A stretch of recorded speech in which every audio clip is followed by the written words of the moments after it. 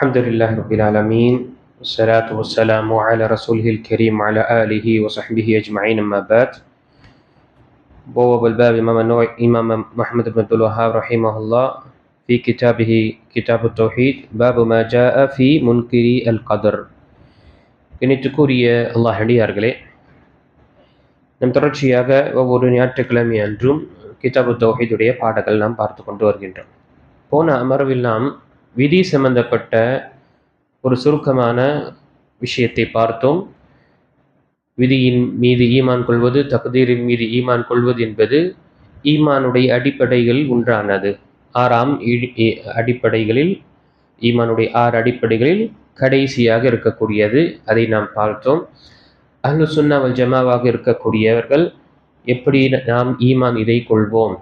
அல்லாஹு தஆலாவுடைய தரப்பில்தான் நன்மை தீமை அனைத்துமே எழுதப்பட்டது.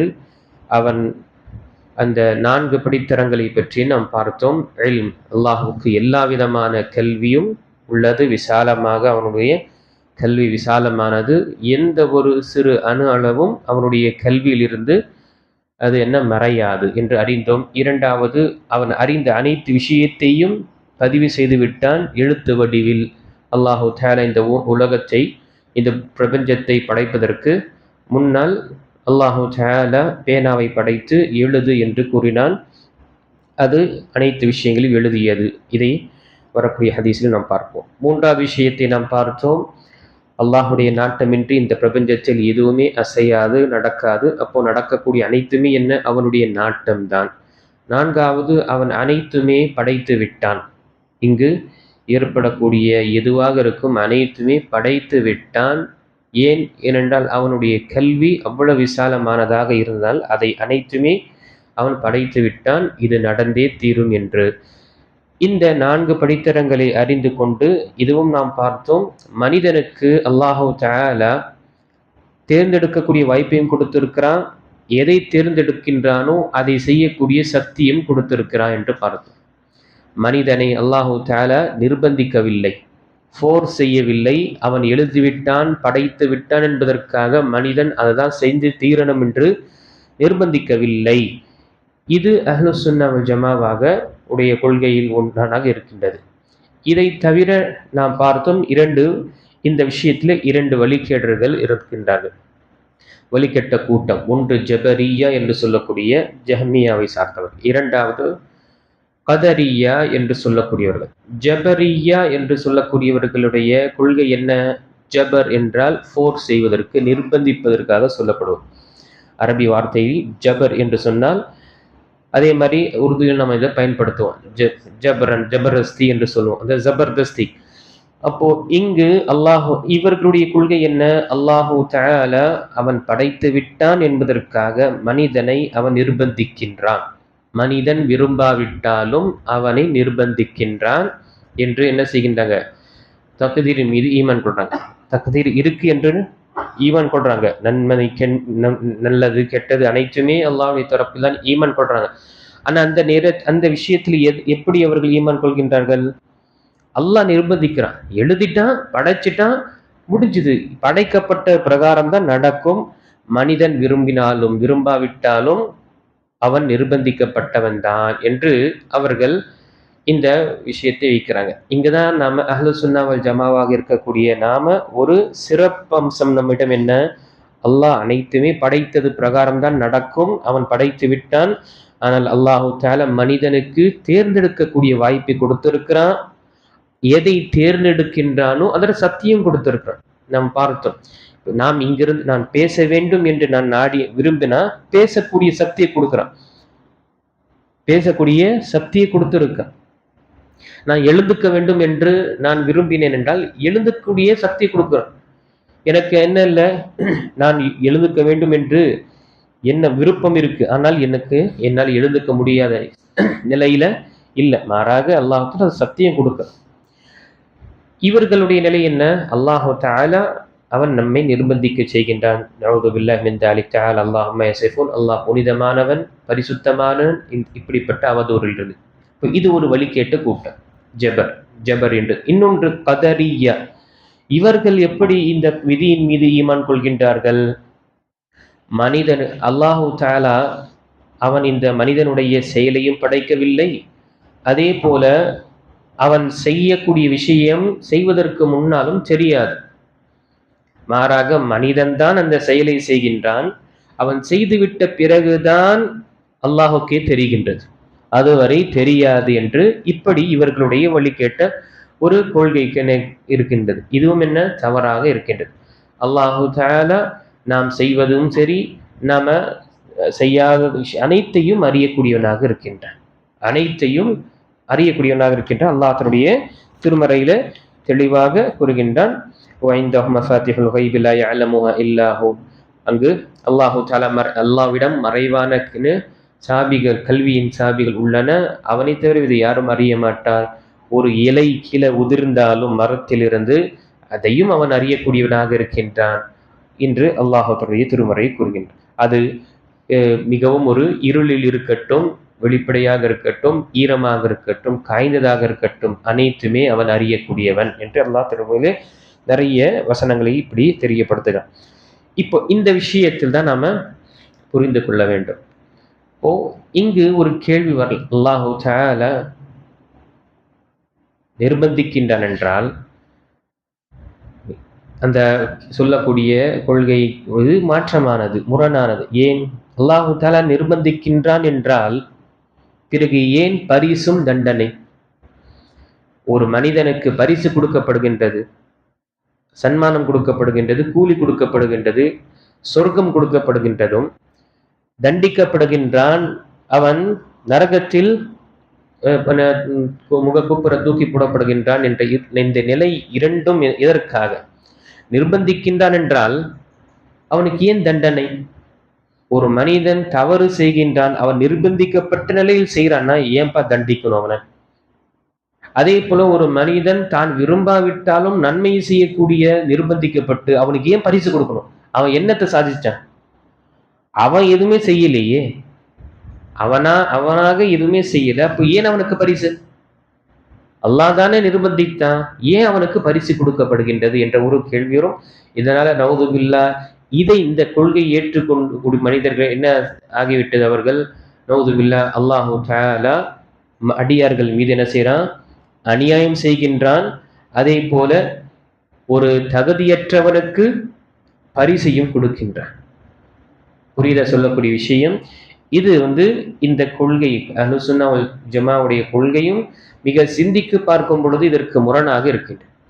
அதே போல அல்லாஹு தஆலா ஒரு மனிதனை நிர்பந்திக்கினார் என்று இருந்தால் ஏன் அல்லாஹு தஆலா நபிமார்களை அனுப்பினான்? ஏன் வேதங்களை அனுப்பி நபிமார்களை அனுப்பி பிறகு அவர்கள் மீது இருக்கக்கூடிய இப்ப எந்த ஒரு காரணமும் அல்லாஹுக்கு முன்னால் வைக்க முடியாத அளவுக்கு அல்லாஹு தஆலா அமைத்து விட்டான். ருசுலம் முபஷ்ஷிரீன வ முன்திரீன லிஅல்லா யகூன லின்னாஸி அலல்லாஹி ஹுஜ்ஜா. அல்லாஹ் தன்னுடைய திருமறையில் சொல்லும் பொழுது நபிமார்களை அனுப்பிய நோக்கம் என்ன?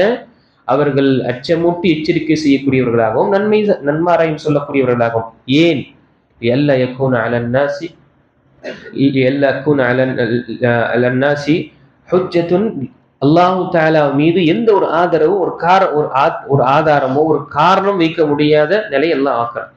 நாளைக்கு யா அல்லாஹ் எனக்கு இந்த விஷயம் சேரல, எனக்கு இதெல்லாம் சொல்லல என்று காரணம் வைக்க கூடாது என்பதற்காக என்ன செய்யறான்? நபி ஸல்லல்லாஹு அலைஹி வஸல்லம் நபிமார்களை, எல்லா நபிமார்களையும் அனுப்புறான், வேதங்களை இறக்குறான். இதெல்லாம் இறக்கிட்டு நிர்பந்திக்கிறான்டா என்ன பிரயோஜனம்? ஒரு நபிமார்களை அனுப்பி அவர்களை பின்பற்றுங்க என்று சொன்ன பிறகும் நிர்பந்திக்கப்படுகின்றன. இவர்கள் அனுப்பப்பட்ட நோக்கமே தேவையில்லையே, இவர்கள் அனுப்பப்பட்ட காரணம் என்ன? இப்போ இங்கு முழுக்க அது தவறான ஒரு விஷயமாக இருக்கின்றது. அது ஆதாரத்திலும் சரி, குர்ஆன் மற்றும் ஹதீஸின் ஆதாரத்திலும் சரி, அதே போல சிந்திக்கும் பொழுது சுயநலவை கொண்டு நாம சிந்தித்தாலும் அது முரணாக தான் இருக்கும். அது முரணாக இருக்கும். இந்த விஷயத்தை நாம் நோட் பண்ணணும். சரி, இப்பொழுது இந்த தலைப்பில் என இது இரண்டாவது அமர்வாக இருக்கின்றது. இந்த தலைப்புல சில மக்கள் என்ன செய்கின்றார்? இந்த விஷயத்தினால பாவம் செய்துவிட்டு பாவத்தை நீதமாக ஆக்குவதற்காக என்ன செய்யறான்? விதியை ஆதாரம் கொள்றோம். பாவம் செய்து விட்டு ஏன்ப்பா பாவம் செஞ்ச? விதியில எழுதப்பட்டிருக்கு, நான் செஞ்சேன். பாவம் என்பது அன்புக்குரியவர்களே, பொதுவாக பாமர மக்கள் அறியக்கூடிய விஷயம் என்ன? பாவம் என்றால் அல்லாஹ் தஆலா தடுத்த விஷயத்தை செய்வது பாவம் என்று நினைக்கிறோம். ஆனால் நாம் புரிந்து கொள்ள வேண்டும், அல்லாஹு தஆலா தடுத்த விஷயம் செய்வதும் பாவம், அல்லாஹ் கட்டளை செய்த விஷயத்தை விடுவதும் பாவம். அல்லாஹு தஆலா சொன்ன விஷயத்தை, டியூட்டியை விடுறதும் என்ன? பாவம். ஐவேளை தொழுகை கொடுக்கப்பட்டது, அதை நாம விடுவதும் என்ன? பாவமானது. அல்லாஹு தஆலா பேணுதலான ஒரு வாழ்க்கையை நீங்க வாழுங்கள் என்று கட்டளையிட்டான், அதை விடுவது என்பது பாவமானது. எப்படி ஒரு மனிதன் தவறு செய்கின்றான், கொலை செய்கின்றான், இணை வைக்கின்றான், விபச்சாரம் செய்கின்றான், வட்டி வாங்கின்றான் என்று பாவமாக இருக்கின்றதோ, இது மிகப்பெரிய குற்றமாக இருக்கின்றதோ, அதே போல ஒரு மனிதன் அல்லாஹ்வுடைய கட்டளை விடுவது அவனை பாவியாக ஆக்கும். இப்படிப்பட்ட சந்தர்ப்பத்துல மனிதன் என்ன செய்கின்றான்? தன்னை பாதுகாத்துக் கொள்வதற்காக விதியை ஒரு தனக்கு கேடயமாக ஆக்கி கொள்கின்றான். என்ன? ஏங்க தொழு வரல? ஏங்க ஒரே உலகத்துடைய இதுலயே இருக்கிறீங்க, எப்போ பார்த்தாலும் கரெக்டா இருக்குங்க டைம், அல்லாஹ் தால அப்படி எழுதிட்டேன், நான் என்ன செய்வேன்? இப்படிதான் இதை எழுதி இருக்கிறான் என்று சிலர் தன்னுடைய குறையை மறைப்பதற்காக தகுதியை கேடயமாக அமைத்துக் கொள்கின்றார்கள். நவுதுபில்லாஹ். இதை நாம் சற்று சிந்தித்து பார்க்கும் பொழுது முற்றிலுமாக குர்ஆனுடைய மற்றும் அஹதீஸ்களுடைய நாம் ஆதாரத்தை கொண்டு பார்த்தாலும் சரி, இது சாத்தியம், இது தவறானதுதான் இந்த சிந்தனை. அதே போல ஒரு பகுத்தறிவை கொண்டு நாம இதை சிந்தித்தாலும் என்ன, இவன் எடுத்துக்கொள்ளக்கூடிய ஆதாரம் என்பது அவனுடைய தவறுக்கு விதியை குறை கூறுவது என்பது முற்றிலுமாக என்ன, இது தவறுதான். ஷேக் உசைமீன் ரஹிமஹுல்லாஹ் நமக்கு பதிவு செய்யறாங்க. அதை அல்லாஹு தஆலா ஆதாரத்தில் நாம் பார்க்கும் பொழுது சூரத்துல் அன்ஆம்ல அல்லாஹ் அழகாக பதிவு செய்கின்றான். 148வது வசனத்தில் இணை வைக்கக்கூடியவர்களை பார்த்து அல்லாஹு தஆலா அவர்கள் சொல்லக்கூடிய வார்த்தை கூறுகின்றான், ஸயகூலுல் லதீன அஷ்ரகூ, ஷிர்க் செய்தவர்கள் அவர்கள் கூறுவார்கள் என்ன? லவ் ஷா அல்லாஹு மா ஷரக்னா வலா ஆபாஅனா, அல்லாஹ் நாடி இருந்தா நாம கூட ஷிர்க் செஞ்சிருக்க மாட்டோம், எங்களுடைய மூதாதையர்களும் ஷிர்க் செஞ்சிருக்க மாட்டாங்க. பாருங்க, அவர்கள் ஷிர்க் இணை வைக்கக்கூடிய விஷயத்துல இருக்கிறாங்க. அப்ப அவர்களிடம் சொல்லப்பட்டது என்றால் என்ன சொல்றாங்க? அல்லாஹ் நாடி இருந்தா, மஷியா லவ் ஷா அல்லாஹ் நாடி இருந்தா மாஷ்ரக்னா, நம்ம ஷிர்க் செஞ்சிருக்க மாட்டோம், வலா ஆபாஅனா, எங்களுடைய மூதாதையர்களும், நாமும் சரி நம்முடைய தாத்தா முப்பாட்டன் இவருடைய மூதாதையர்களும் ஷிர்க் செஞ்சிருக்க மாட்டாங்க என்று ஆதாரத்தை வைக்கிறாங்க. இதே ஆதாரம் தான் மனிதன் பாவம் செய்து விட்டுன செய்யறான், அல்லாஹ் தஆலா எழுதி விட்டாங்க, நான் என்னங்க செய்கிறது என்ற விஷயத்தை. இதுதான் முஷ்ரிக்கீன்களுடைய ஒரு நிலை. அது அல்லாஹ் தஆலா அதே வசனத்துல சொல்லும் பொழுது, கذلك كذب الذين ولا حرمنا من شيء, எந்த ஒரு விஷயத்தை நான் ஹராமாக்கி இருக்க மாட்டோம். كذلك كذب الذين من قبلهم حتى ذاقوا بأسنا, அல்லாஹ் அதற்கு பதிலை சொல்லும் பொழுது, இதே போலதான் உங்களுக்கு முன்னால் இருந்தவர்களும் பொய்ப்பித்தார்கள். فذاقوا بأسنا, எங்களுடைய தண்டனை அவர்களை பிடித்து விட்டது. அப்போ இங்கு அல்லாஹு தஆலா அந்த மனிதன் ஆதாரத்தை கொள்கின்றான். பாவம் செய்ததற்கு விதிதாங்க காரணம் என்று ஆதாரம் கொள்றானா, ஏன் அல்லாஹு தஆலா அவர்களை தண்டித்து இருக்க வேண்டும்? ஏன் தண்டிக்கணும்? அவங்க சொன்ன உடனேயே நாம செய்யலைங்க, அல்லாஹ் நாடுனா, அல்லாஹு தஆலா நாடி இருந்தா நம்ம ஷிர்க் செஞ்சிருக்க மாட்டோம். அப்ப என்ன அர்த்தம்? நீ சொல்வது பார்த்தா அல்லாஹ்வே என்னை நிர்பந்திக்கிறான், அல்லது நான் பாவம் செய்வதற்கு காரணம் நவுதுபில்லா அல்லாஹ் தான் நாடினா என்று நீ சொல்ற. அப்போ ஏன் தண்டிக்கிறான்? புரியுதா? தண்டனை ஏன், பனிஷ்மெண்ட் ஏன்? அல்லாஹ் தான் நாடுனா ஏன் பனிஷ்மெண்ட்? அப்ப அல்லாஹு தஆலா தண்டிக்கின்றான் என்றால் அல்லாஹ் என்ன இல்லை, அவன் அவர்களை நிர்பந்திக்கல, மாறாக இவர்கள் எடுத்துக்கொண்ட முடிவு. அல்லாஹ் வாய்ப்பை கொடுத்தான், நேரான வழியை 2 வழியும் கொடுத்தான். 2 வழி கொடுத்து எதை தேர்ந்தெடுக்கின்றாய்? இப்ப உனக்கு ஆப்ஷன், உனக்கு சக்தி இருக்கு, நீ தேர்ந்தெடுக்கிறதுக்கும் தேர்ந்தெடுத்ததை நீ செய்வதற்கும் உனக்கு சக்தி கொடுக்கப்படுது. இதுதான் உனக்கு தேர்வு. ஆனா மனிதன் என்ன செய்யறான்?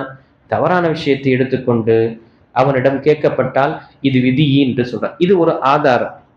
இது என்ன குறிப்பாக மார்க்கத்துடைய ஆதாரத்தை கொண்டு, பகுத்தறிவை கொண்டு நாம் பார்த்தாலும் இது என்ன, இது முரணானதுதான். அதான் ஷேக் ரஹிமஹுல்லாஹ் இங்கு பதிவு செய்யறாங்க. لو فرض أنه نشر في جريدة ما عن وظيفة. உனக்கு ஒரு நியூஸ் பேப்பர்ல செய்தி வருது, ஜாப் வேக்கன்சி என்று வருது, வேலை வாய்ப்பு என்று வருது.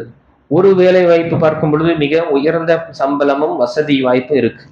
இன்னொன்று பார்க்கும் பொழுது மிக கடினமான விஷயங்கள், வேலைகள் ரொம்ப சுத்துறதா இருக்கு. அதுவும் இல்லாம சரியான ஒரு சேலரி கூட இருக்காது. எதை நீ தேர்ந்தெடுப்ப? எதை நீ தேர்ந்தெடுப்பாய் என்று கேட்கிறான். அப்ப மனிதன் என்ன எதை தேர்ந்தெடுப்பாங்க? நல்ல சேலரி இருக்கிறதும், ராகத்தாக எந்த ஒரு சிரமம் இல்லாம சொல்றோம் பாத்தீங்களா, ஒயிட் கலர் ஜாப் மாதிரி செஞ்சுட்டு போறதற்காக தான் விரும்புவான். யாராக இருக்கட்டும், நல்ல சம்பளம், கை நிறைய சம்பாதிக்க வேண்டும் தான் தேர்ந்தெடுக்கிறான். இப்ப ஒருத்தன் இல்லைங்க, நான் சின்ன இந்த இந்த ரொம்ப கடினமான வேலை செஞ்சுட்டு இருக்கிறது வாய்ப்பு இருந்து கூட அது எடுக்கலன்னு என்ன செய்வான்? மனிதர்கள் என்ன செய்வாங்க? இவன் சரியான ஒரு நிலையில் இல்லை, இவனுக்கு ஏதோ ஒரு புத்திசாதம் குறைஞ்சிருக்குன்னு சொல்லும். இப்போ யோசிச்சு பாருங்க, அல்லாஹ் தஆலா உலக விஷயத்துல நீ தேர்ந்தெடுப்பது என்பது சிறந்த விஷயத்தை தேர்ந்தெடுக்கிற. ஆனா மார்க்க விஷயத்தில் உனக்கு டியூட்டி இருக்கு. எப்படி இந்த ஜாபுடைய விஷயங்கள்லாம் இருக்கு, அது மாதிரி உனக்கு டியூட்டி. ஐவல தொழுகை டியூட்டி, பேணுதலன் இருப்பது என்பது டியூட்டி, அல்லாஹை வணங்குவது என்பது டியூட்டி. அந்த டியூட்டியை விட்டு பாவத்தை நீ செய்யற, திரும்பவும் என்ன செய்யற? எனக்கு அல்லாஹ் தான் எழுதி இருக்க, நான் என்ன செய்வேன் என்று நீ வாதாடு. இது நீ உன்னுடைய சாதாரண உன்னுடைய வாழ்க்கையில ஒரு விஷயத்தை, உலக விஷயங்கள் பார்க்கும் பொழுது சிறந்ததை தேர்ந்தெடுக்கிற, மறுமையுடைய விஷயத்தை பற்றி சொல்லும் பொழுது ஏன் பாவத்தை தேர்ந்தெடுக்கிற? ஏன் அதே அல்லாஹ் தஆலா எனக்கு நன்மை எழுதி இருக்கிறான் என்று நன்மையான விஷயம் செஞ்சுட்டு போவேன். அப்போ இது இல்லாம என்ன, நம்ம ஆதாரத்து மூலமாக பார்த்தாலும் பகுத்தறிவின் மூலமாக பார்த்தாலும் என்ன, ஒரு மனிதன் தவறு செய்துவிட்டு அந்த தவறை மறைப்பதற்காகவோ அல்லது நியாயப்படுத்துவதற்காக விதியை ஆதாரமாக கொள்வது என்பது முற்றிலுமான தவறானது. அதனால்தான் உமர் ரலியல்லாஹுடைய அந்த சம்பவம் நமக்கு தெரியும். உமர் ரலியல்லாஹு காலத்துல ஒரு திருடனை கொண்டு வந்து திருடினா, ஆமா திருடின, கையை வெட்டுங்கன்னு சொல்லும் பொழுது அமீருல் மோமினீன், ஏன் கையை வெட்ட முடியாது? ஏன்பா வெட்ட முடியாது? நான் திருடல, அல்லாஹ் திருட வச்சேன், அல்லாஹ் திருட வைத்தான் என்று சொல்லும் பொழுது, ஓ அப்படியா, அதே அல்லாஹ் தான் உன்னுடைய கையை வெட்டப்படணும் என்று எழுதியிருக்கிறான், வெட்டுடான்னு சொல்லிட்டு வெட்டப்பட்டது. பாருங்க மனிதன் எப்படி இருக்கிறான். நான் செய்யல, விதியில எழுதப்பட்டது, நான் என்ன செய்வேன்? நான் என்ன குற்றம் செஞ்சேன்? அப்போ உமருல் முஃமினீன் என்ன செய்ய, அவனுடைய பானையில அதே விதியில தான் கையை வெட்டப்படணும் என்று எழுதப்பட்டிருக்கு, அதனால வெட்டும். யோசிச்சு பாருங்க, ஒரு மனிதன், இங்கேயும் பாருங்க, ஒரு மனிதன் செய்வதற்கு முன்னால் அவனுக்கு தெரியாது என்ன செய்வான் என்று. எப்படி அவன் ஆதாரம் கொள்ள முடியும்? அடுத்த நொடி நான் என்ன செய்வேன் என்று தெரியாத ஒரு நிலையில் நாம் இருக்கின்றோம் என்றால் அதை கொண்டு நாம் ஆதாரம் எடுப்பது என்பது என்ன? இது ஒரு வெகுளித்தனமும் அல்லது ஒரு பைத்தியத்தனம் தான். அப்ப அதனால்தான் உமர் ரலியல்லாஹு அன்ஹு அவனுடைய பானையில அவனுக்கு புரிய வைக்கும் அளவுக்கு அதே விதியில தான் என்ன கையை வெட்டப்பட வேண்டும் என்று சொல்லப்பட்டது. அதனால வெட்டணும் தான். இப்போ இதற்கு முன்னால் நான் இங்கே அமர்வில் பதிவு செஞ்சிருந்த, நாம பயணத்துல போறோம், ஊருக்கு கிளம்பும் பொழுதும் என்ன, 2 பாதைகள் இருக்கு. ஒன்று கரடுமுரடான ஆபத்தான பாதையும், இன்னொன்று பாதுகாப்பான மிக சுமூகமாக சென்று வரக்கூடிய பாதை. எதை தேர்ந்தெடுப்பான் மனிதன்? எது சுமூகமாக இருக்கின்றதோ, பாதுகாப்பா இருக்கணும், அதுதான் போவோம். இதுதான் யதார்த்தமானது. இதற்கு முரணாக தேர்ந்தெடுத்தானா பைத்தியக்காரன் தான் சொல்லும். இப்போ உலக விஷயத்தை நீ தேர்ந்தெடுக்கும் பொழுது மிக துல்லியமாக எது உனக்கு பயனுள்ளதாக இருக்கும் என்று தேர்ந்தெடுக்கின்றாய். மறுமையுடைய விஷயங்களை பார்க்கும் பொழுது அல்லாஹ் தஆலா எழுதிவிட்டான் என்று நீ வாதாடுகின்றாய். ஏன் அல்லாஹ் தஆலா எழுதிய பாவம் எழுதிவிட்டான் உனக்கு எப்படி தெரியும்? நன்மை எழுதிவிட்டான் என்று சொல்லி நினைத்து நன்மையான அமல்களில் செய்து கொண்டே செல்லலாமே. ஆக இந்த விஷயத்தை நாம் நினைவு கொள்ள வேண்டும். அதனால்தான் உமர் ரலியல்லாஹுடைய இந்த பாடத்தில் ஷேக் முஹம்மது அப்துல் வஹாப் ரஹிமஹுல்லாஹ் அவர்கள் உமர் ரலியல்லாஹு இப்னு உமர் அப்துல்லா பின் உமர் ரலியல்லாஹுடைய கூற்றை இங்கு பதிவு செய்கிறாங்க. என்ன? வல்லதி நஃப்சு இப்னு உமர் பியதி, இப்னு உமருடைய உயிர் யாருடைய கைவசம் இருக்கின்றதோ அவன் மீது சத்தியமாக, லவ் கான லி அஹதிஹிம் மிஸ்லு உஹதின் தஹபா, அவர்களுடைய ஒருவர்களிடம் உஹது மலை அளவு தங்கம் இருந்தாலும், சும்ம அன்ஃபகஹு ஃபீ சபீலில்லாஹ், அவன் அல்லாஹுடைய பாதையில் அதை செலவு செய்தாலும் மா கபிலஹு அல்லாஹு மின்ஹு ஹத்தா யுமின பில் கதர், அல்லாஹு தஆலா அவனிடம் அதை ஏற்றுக்கொள்ளவே மாட்டான் எதுவரை அவன் விதியின் மீது ஈமான் கொள்ளவில்லை. பாருங்க சுப்ஹானல்லாஹ். இது ஏன் சொன்னாங்க அப்துல்லா பின் உமர் ரலியல்லாஹு காலத்துல ஒரு ஒரு கூட்டம், வழிகேட்ட கூட்டம் வெளிவந்தது. அதுதான் என்ன, கதரி என்று சொல்லக்கூடிய மஹ்மத் அல் ஜுஹனி என்று சொல்லக்கூடியவன் இந்த விஷயத்தை மக்களுக்கு மத்தியில தவறான சிந்தனை பரப்ப ஆரம்பித்தான். அந்த நேரத்துல ஹஜ்ஜுக்கு வந்தவர்கள், அந்த ஊரிலிருந்து ஹஜ்ஜுக்கு வந்தவர்கள் அப்துல்லா பின் உமரை சந்திக்கின்றார்கள். இப்படி ஒரு மனிதன் இருக்கின்றான், அவனுடைய சிந்தனை இப்படி கொள்கை இருக்கின்றது என்று சொல்லும் பொழுது அப்துல்லா பின் உமர் ரலியல்லாஹு என்ன சொல்றாங்க, இன்னி பரீஉம் மின்ஹும், நான் அவர்களுடைய இந்த அனைத்து சிந்தனையிலிருந்தும் நான் பாதுகாக்கப்பட்டு எனக்கும் அவருக்கு எந்த ஒரு தொடர்பும் இல்லை. அவர்கள் எங்களுடைய கொள்கையில் இருந்து என்ன விலகி இருக்கிறாங்க என்று சொல்லி அதற்கு பிறகு இந்த வார்த்தை பதிவு செய்யறாங்க. அவர்களில் ஒருவர் தங்க மலையளவு, உஹதுடைய மலையளவு தங்கம் இருந்து அதை அல்லாஹ்வுடைய பாதையில் செலவு செய்தாலும் அல்லாஹு தஆலா அவன் விதியின் மீது ஈமான் கொள்ளாத வரை என்ன அல்லாஹு தஆலா இந்த அமலை ஏற்றுக்கொள்ள மாட்டான் என்று இங்கு தெரியப்படுத்துறாங்க. அதற்கு பிறகு அந்த குறிப்பாக நபி ஸல்லல்லாஹு அலைஹி வஸல்லம், பிறகு ஹதீஸ் ஜிப்ரீல் அலைஹிஸ்ஸலாம் நபி ஸல்லல்லாஹு அலைஹி வஸல்லம் வந்து இஸ்லாம் என்றால் என்ன, ஈமான் என்றால் என்ன, இஹ்சான் என்றால் என்ன, மறுமை நாளுடைய அடையாளங்களை அத்தாட்சிகள் சொல்லுங்க என்ற அந்த கேள்வி, அதுல ஈமானுடைய அம்சத்தை அல் ஈமானு அன் துமின பில்லாஹி வ மலாயிகத்திஹி வ குதுபிஹி வ ருசுலிஹி வல் யௌமில் ஆகிர் வல் கதரி கைரிஹி வ ஷர்ரி, ஈமான் என்பது அல்லாஹ் மீது ஈமான் கொள்வது, அவனுடைய வானவர்கள் மீது ஈமான் கொள்வது, அவனுடைய வேதங்கள் மீது ஈமான் கொள்வது, அவனுடைய ரசூல்மார்கள் மீது ஈமான் கொள்வது, மறுமையின் மீது ஈமான் கொள்வது, விதியினுடைய நல்லது கெட்டது அனைத்து மீது ஈமான் கொள்வது என்ற இந்த ஹதீஸை பதிவு அந்த மக்களுக்கு தெரியப்படுத்தினார்கள். அப்போ இங்கு இந்த விஷயத்தை நாம நினைவு கொள்ள வேண்டும். இந்த விதியுடைய விஷயத்துல ஒரு மனிதனுக்கு தெளிவு வந்து விட்டது என்றால் அல்ஹம்துலில்லாஹ் அவனுடைய ரொம்ப ஹைர் இருக்கும், ரொம்ப பலன் இருக்கின்றது. இங்கு ஷேக் ரஹிமஹுல்லாஹ் ஒரு மனிதன் விதியின் மீது ஈமான் கொண்டான் என்றால் என்ன பலன் என்று ஒரு 5 விஷயங்கள், இங்கு 6 விஷயங்களை பதிவு செய்திருக்கிறாங்க. நான் அதை வாசித்துக் கொண்டு நான் முடித்துக் கொள்கின்றேன். முதல் விஷயம், விதியின் மீது ஈமான் கொள்வதனால் நமக்கு கிடைக்கக்கூடிய பலனும் பயனும் என்ன, அவன் தௌஹீதுர் ருபூபிய்யாவை அந்த தௌஹீதுர் ருபூபிய்யாவில் மிக தெளிவாக இருப்பான். தௌஹீதுர் ருபூபிய்யா இந்த படைத்தல், காத்தல், மற்ற ரட்சிக்கக்கூடிய அனைத்து விஷயம் அல்லாஹ் அவன் தனித்தவன் என்ற விஷயத்தில், ரப்பு என்று ஏற்றுக்கொண்ட விஷயத்தில் என்ன அவன் முழுமையாக உறுதியாக இருப்பான். எதன் மீது? தக்தீர் மீது ஈமான் கொள்வதினால். இரண்டாவது, அல்லாஹ் மீது முழுமையான உண்மையான நம்பிக்கை வைத்திருப்பான். சித்துக்குள் இஅ்திமாத், நம்பிக்கை என்ன, அல்லாஹ் தஆலா எழுதியிருக்கிறான், எழுதிவிட்டான் என்ற அந்த முழுமையான நம்பிக்கை அவனுக்கு வரும். யோசிச்சு பாருங்க, ஒரு சகோதரன் இன்னொரு சகோதரன் மீது உன் மேல முழுமையான நம்பிக்கை இருக்கப்பா, இந்தாப்பா இது அமானிதம் என்று சொல்லும் பொழுது நம்ம என்ன செய்யறோம், எங்களுடைய முழுமையான அந்த நம்பிக்கை அவன் மீது வைக்கிறோம். அல்லாஹு தஆலா வலில்லாஹி மஸல் ஆலா, அல்லாஹுக்கு சிறந்த எடுத்துக்காட்டு. அல்லாஹு தஆலா விதியை எழுதிவிட்டான் என்று சொல்லப்படும் பொழுது நமக்கு நாம் முழுமையாக ஈமான் கொள்கின்றோம், அதை நம்புகின்றோம். முழுமையான நம்பிக்கை நமக்கு உள்ளத்துல வரும். இதுவும் இங்கு சொல்லப்பட்டது அல்லாஹு தஆலாவுடைய விதி அனைத்து விஷயம். மூன்றாவது, அன்னஹு யூஜிபு பில் கல்பி துமானீனா, உள்ளத்துல ஒரு விதமான அமைதியை பெறும்.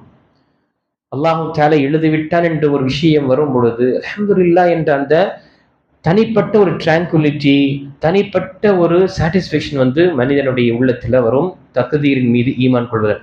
தக்தீரின் மீது ஈமான் கொள்ளாதவர்களுடைய நிலையை பார்க்கும் பொழுது அவர்கள் மன உளைச்சத்தில் விழக்கூடியவர்களாக இருக்கிறாங்க.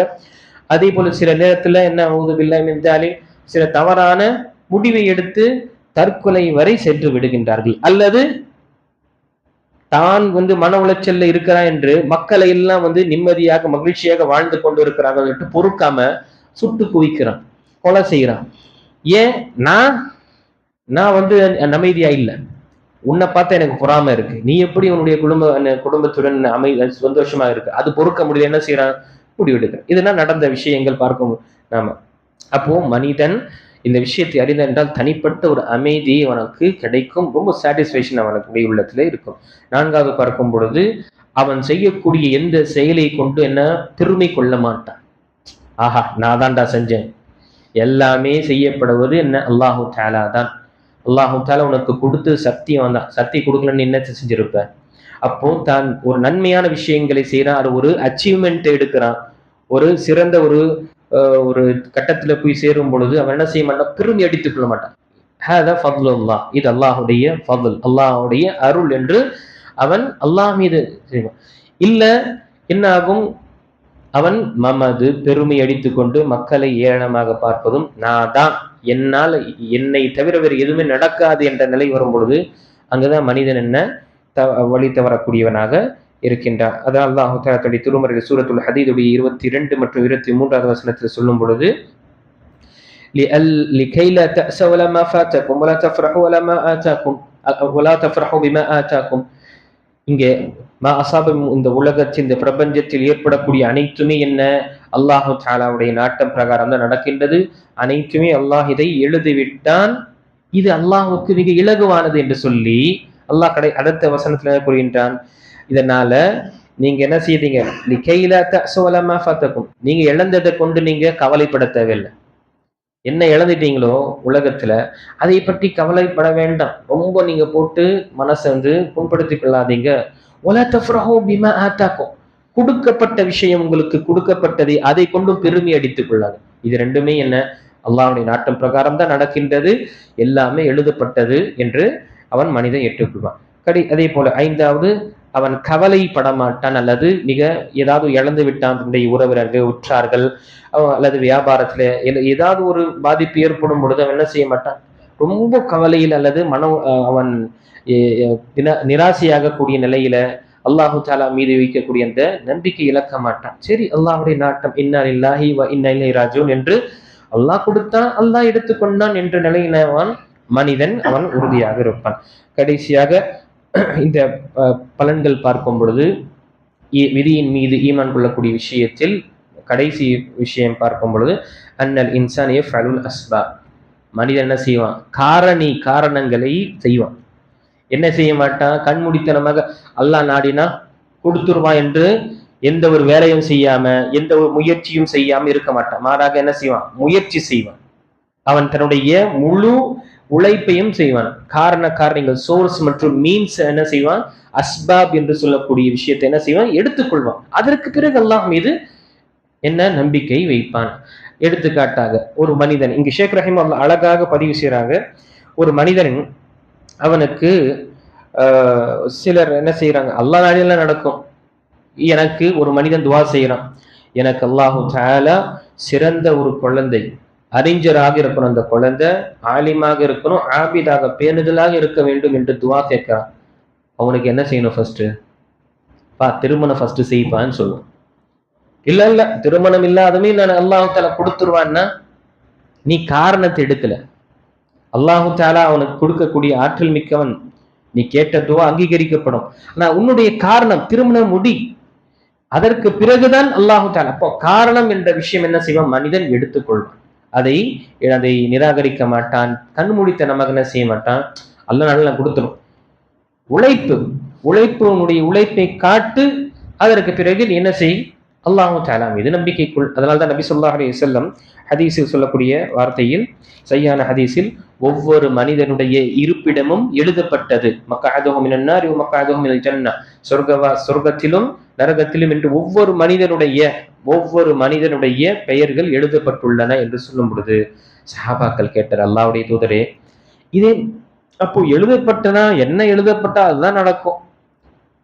அப்படியே நம்பிக்கை கொண்டு அதன் மீது நாம் என்ன செய்யலாம்? ஆதரவு கொண்டு அமல் செய்யாம இருந்துடலாமே. ஏன் போட்டு இவ்வளவு சிரமப்படுத்திக்கணும்? இந்த உலகத்துல நன்மை சொர்க்கவாசி எழுதப்பட்டதுன்னா எப்படி இருந்தாலும் போய் தான் தீருவோம். நரகவாசி நவுது பில்லாஹி மின் தாலிக் ஒரு மனிதனுக்கு எழுதப்பட்டதுன்னா அவன் எப்படி செஞ்சாலும் நரகவாசி தானே அவனுக்கு. ஆக விட்டுறலாமே அமல் என்று சஹாபாக்கள் கேட்கும் பொழுது நபி ஸல்லல்லாஹு அலைஹி வஸல்லம் சொன்னாங்க, இஅமலு, அமல் செய்யுங்க, முயற்சி செய்யுங்க, உங்களுடைய உழைப்பை நீங்கள் காண்பீங்கள். இஅமலு, அமல் செய்யுங்க, ஃபகுல்லுன் முயஸ்ஸருன் லிமா குலிக லஹு, ஒவ்வொரு மனிதன் எதற்காக படைக்கப்பட்டானோ அல்லாஹ் அதை இலகுவாக்குவான்.